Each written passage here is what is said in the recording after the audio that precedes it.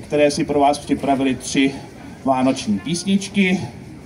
Pak se 2 moderními, netradičními koledami vystoupí strážovští deváťáci, protože my jsme původně v tom programu s nimi nepočítali.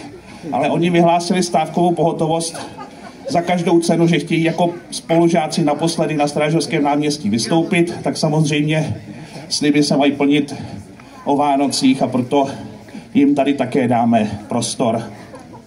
No a následně si pro vás křesťanské společenství Sklatov připravilo Živý Betlém. Tento biblický příběh hrají pouze ve 2 nejvýznamnějších městech západních Čech. V neděli byli v Klatovech a dneska ve Strážově. Děkuji jim za to moc krát.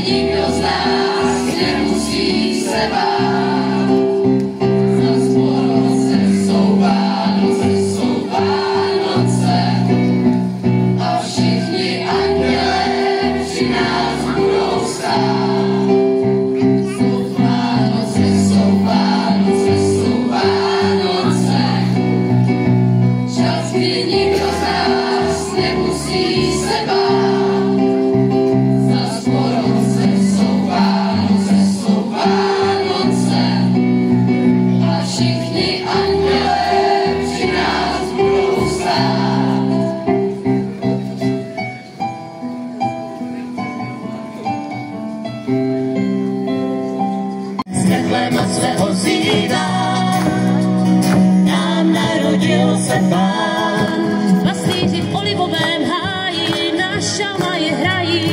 Nám narodil se Pán. Zatímco v Nazaretě v městě vyhrávají žestě. Nám narodil se Pán. Pastýři v olivovém háji na šamaji hrají. Nám narodil se Pán. Zatímco v Nazaretu městě vyhrávají žestě. Nám narodil se Pán. Z Betléma se ozývá